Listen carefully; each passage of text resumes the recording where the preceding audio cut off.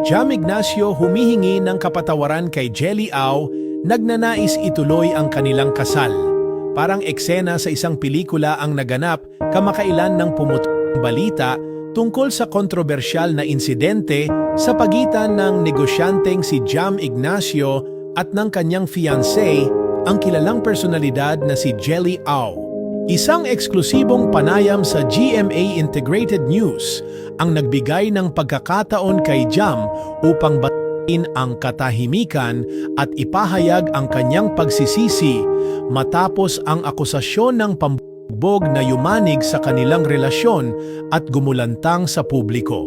Sa gitna ng emosyon at pag-aalinlangan, buong kababaang loob na humarap si Jam sa kamera, ang kanyang boses garalgal, mga mata, halatang punong-puno ng panghihinayang at pagdurusa. Sa mga kapatid, sa mga kaibigan, heto ako, haharap sa inyo, humaharap na humihingi ng taus-pusong, sorry, sobrang sorry, lalo na sa family ni Jelly. Ma, sorry ma. Alam niya na mahal ko si Jelly, ani Jam. Pilit na pinipigil ang pagpatak ng luha. Isang eksenang puno ng kirot at pagkagapi ang nasaksihan ng publiko. Ang isang lalaking minsang ipinagmamalaki ang matatag na relasyon kay Jelly, ngayoy bitbit ang bigat ng kanyang mga pagkakamali. Subalit sa kabila ng kanyang pagsisisi, nanatiling tahimik ang kampo ni Jelly Au. Hindi pa nagbibigay ng pahayag ang dalaga na kamakailan lamang ay nagsampa ng reklamo sa National Bureau of Investigation, NBI, laban kay Jam Ignacio.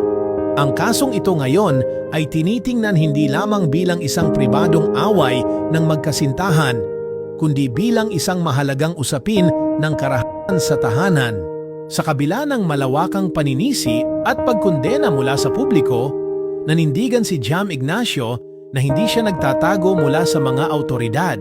Aniya, hinihintay lamang niya ang tamang pagkakataon upang linawin ang kanyang panig at humingi ng tawad. Subalit ang tanong na bumabalot sa isyong ito, sapat nga ba ang salitang sorry upang burahin ang sakit na naidulot niya? Mahal na mahal ko si Jelly at gusto ko pa rin ituloy ang aming kasal. Dagdag pa ni Jam, halos pabulong, waring umaasang maririnig ng dalaga ang kanyang panawagan. Ngunit sa kabilang panig, ramdam ng marami ang pangamba at pag-aalinlangan ni Jelly Au.